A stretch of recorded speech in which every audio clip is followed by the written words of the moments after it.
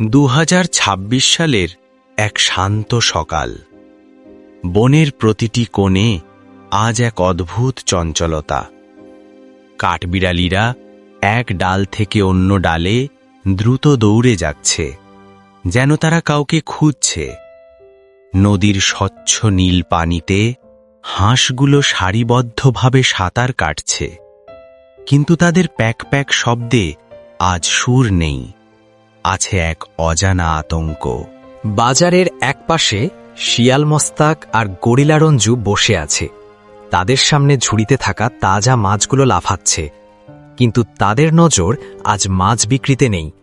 মোস্তাক বারবার মাটিতে রাখা একটা বড় বাক্সের দিকে তাকাচ্ছে। রঞ্জু ভাই, তুই একদম ঘাবড়াবি না। আমি এমন এক যান্ত্রিক রোবট বানিয়েছি যা কেউ স্বপ্নেও ভাবতে পারবি না। সবাই ভাববে এটা কোনো ভূত। আমরা সব সোনা আর খাবার নিয়ে এই বন ছেড়ে শহরে চলে যাব। কিন্তু মোস্তাক ভাই, আমার বুক তো ধড়ফড় করছে।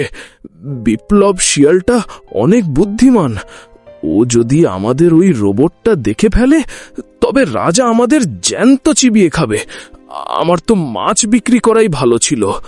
বনের অন্য পাশে বিপ্লব আর বর্ষা মাটির ওপর থাকা কিছু অদ্ভুত চিহ্ন পরীক্ষা করছে।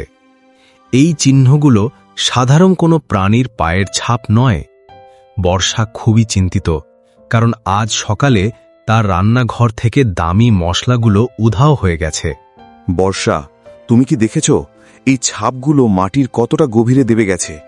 এর মানে হলো এই চোর সাধারণ মাংসপেশি তৈরি নয়, এর ওজন অনেক বেশি। মনে হচ্ছে এটি লোহা দিয়ে তৈরি কোনো কিছু। আমাদের খুব সাবধানে এগোতে হবে। ওগো বিপ্লব, আমার খুব ভয় করছে। যদি এই যান্ত্রিক চোরটি আমাদের ওপর আক্রমণ করে বসে। দেখো, কুকুর আর বিড়ালটিও আজ ভয়ে ছোটাছুটি করছে। এমন অদ্ভুত পরিস্থিতি এই বনে আগে কখনো আসেনি। বাজারের মোড়ে কুকুরটি তার তীক্ষ্ণ ঘ্রাণ শক্তি দিয়ে চোর ধরার চেষ্টা করছে, আর বিড়ালটি বসে নেই, সেও তীক্ষ্ণ দৃষ্টিতে চারপাশ দেখছে। কিন্তু চোর এতটাই চতুর যে কোনো চিহ্ন রেখে যাচ্ছে না।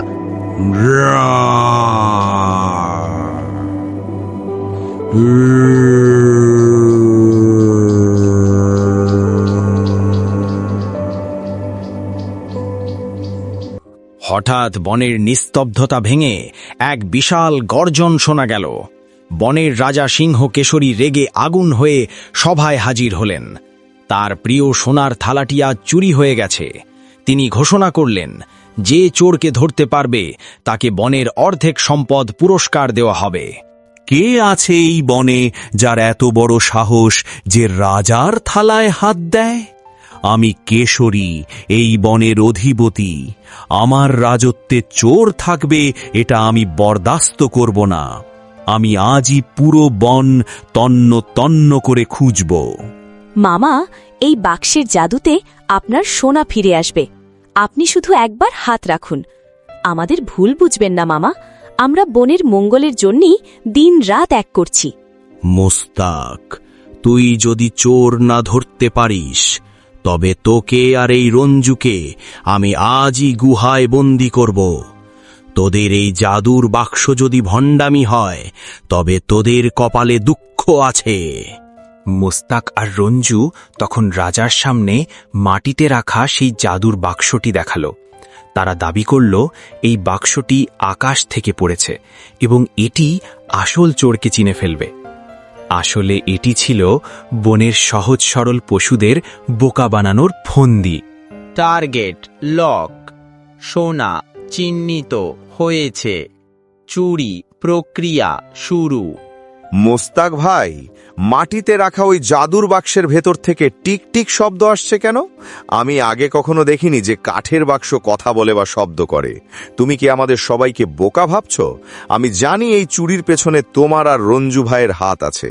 বিপ্লব যখন মোস্তাকের ওই বাক্সটি পরীক্ষা করতে গেল, তখন মোস্তাক আর রঞ্জু ভয়ে দৌড় দিল। তারা জানত না যে নদীর চরের ওই সাদা বালু আসলে এক ভয়ঙ্কর চোরাবালি। তাড়াহুড়ো করে পালাতে গিয়ে তারা দুজনেই সেই মরণ ফাঁদে আটকে গেল।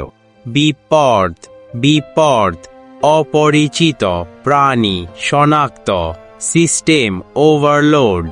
চুরির রহস্য তখন উন্মোচিত হল। দেখা গেল বাক্সের ভেতর থেকে বেরিয়ে এলো এক অদ্ভুত যান্ত্রিক রোবট। মোস্তাক এই রোবটটি বানিয়েছিল চুরি করার জন্য। আজ সেই যন্ত্রটি তাকে বিপদে ফেলেছে। থামুন কেশরী মামা, এক পাও ওই বাক্সের দিকে বাড়াবেন না। মোস্তাক আসলে প্রযুক্তির অপব্যবহার করছে। সে এক যান্ত্রিক পুতুল তৈরি করেছে যা রাতের অন্ধকারে সবার জিনিস চুরি করে। যাও, আমি তো শুধু ওদের ধরতে গিয়েছিলাম, কিন্তু আমার পা কেন নিচের দিকে দেবে যাচ্ছে? মোস্তাক, তুই কি আমাকেও মারতে চাস? ওরে বাপরে, কাদা আমার বুক পর্যন্ত চলে এলো। বিপ্লব, আমাকে রক্ষা কর। মোস্তাক ভাই, তোমার লজ্জা হওয়া উচিত। নিজের পেটের জন্য তুমি বনের ছোট ছোট প্রাণীদের খাবার চুরি করছো। ওই দেখো, হাঁসগুলো তাদের বাচ্চার জন্য জমানো দানা হারিয়ে চিন্তায় পড়ে গেছে। তারা এখন কি করবে? তোমার কি মনে একটুও দয়া নেই? আমি শপথ করছি, আমি আর কোনোদিন এই বনের কাউকে তুচ্ছ জ্ঞান করব না। আজ থেকে এই বনে কোনো উঁচু নিচু ভেদাভেদ থাকবে না। অপরাধীদের সাজা হবে পরিশ্রম, ঘৃণা নয়। মামা, আপনি বনের রাজা। অপরাধী হলেও ওদের উদ্ধার করা আপনার দায়িত্ব। তবে উদ্ধার করার পর ওদের এমন সাজা দিতে হবে যেন বনের কেউ আর কখনো চুরির কথা না ভাবে। ওদের দিয়ে পুরো বাজার পরিষ্কার করান। কেশরী মামা, লতাটা শক্ত করে ধরুন, আমরা সবাই মিলে টেনে তুলছি। আজ থেকে এই বনে চুরির ভয় আর থাকবে না, বরং সবাই মিলেমিশে থাকার এক নতুন অধ্যায় শুরু হবে। রাজা কেশরী আর জ্ঞানী ছাগল দামাল সেখানে উপস্থিত হলেন। চোরাবালিতে ডুবতে থাকা দুই অপরাধীকে দেখে বনের সব পশুরা স্তব্ধ হয়ে গেল। দয়া বনাম ন্যায়ের এক বিশাল বিতর্ক শুরু হল বনের মাঝে। মনে রেখো কেশরী, সব চকচকে জিনিস সোনা হয় না। আজ তোমার লোভ তোমাকে এই মরণ ফাঁদে এনেছে। Tick tick beep. Mostak boss নির্দেশ পালন করছি। বিপ্লব আর বর্ষা, তোমাদের জয় হোক। আজ বনের নতুন ইতিহাস লেখা হলো। গল্পের শেষে মোস্তাক আর রঞ্জুকে উদ্ধার করা হলো ঠিকই, কিন্তু তাদের চিরদিনের জন্য চুরির নেশা ছেড়ে দিতে হলো। বনের আকাশে শান্তির নতুন সূর্য উঠল। চেষ্টা ছিল আপনার চোখে ও মনে একটু আরাম দেওয়ার। যদি এই ছোট্ট আয়োজনটি আপনার ভালো লাগে, তবে শিয়াল চোখে দেখা অচিন পাখির সাথেই থাকুন। আপনার একটি সাবস্ক্রাইব আমাদের নতুন গল্প বলার অনুপ্রেরণা। ধন্যবাদ সাথে থাকার জন্য।